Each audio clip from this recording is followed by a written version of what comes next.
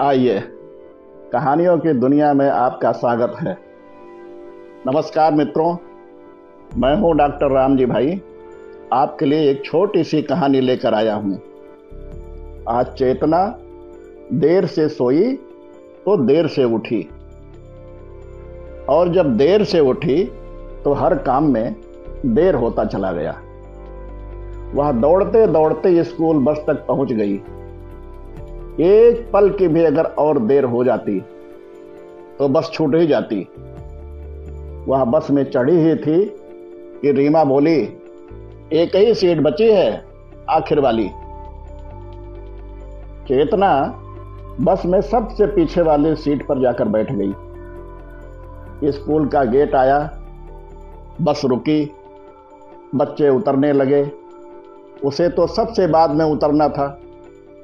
अचानक उसकी नजर एक सीट के नीचे पड़ी। वहां 100 रुपये का नोट मुड़ा तुड़ा हुआ पड़ा था। चेतना ने झट से वह नोट उठा लिया, नोट मुट्ठी में बंद कर लिया। क्लास में आ पहुंची।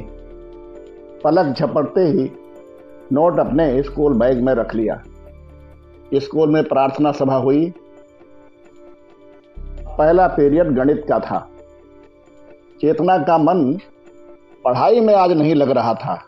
वह सोच रही थी, इंटरवल में कोल्ड ड्रिंक पीऊंगी, 2 समोसे भी खाऊंगी, 2 पैकेट चिप्स के भी लूंगी, तब भी रुपये बचे ही रह जाएंगे। जैसे तैसे पहला पीरियड बीता।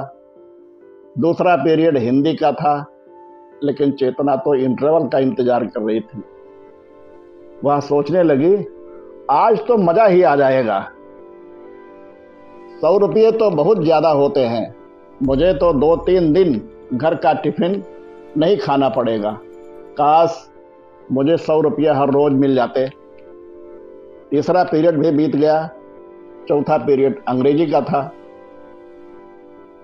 चेतना सोचने लगी, बस अब कुछ ही देर में इंटरवल की घंटी बजने वाली है।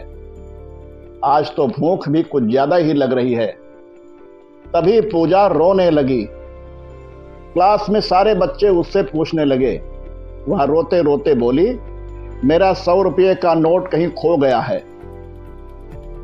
कब स्कर्ट की जेब से गिर गया, कहाँ गिरा पता ही नहीं चला। स्कूल की छुट्टी के बाद मुझे मम्मी के लिए दवा लेकर जानी थी।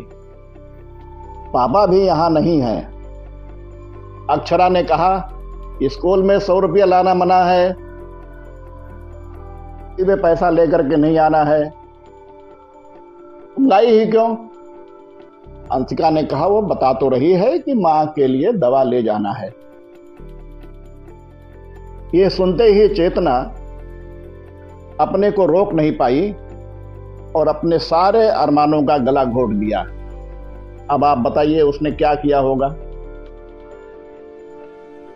चेतना ने वो 100 रुपये का नोट पूजा को दे दिया।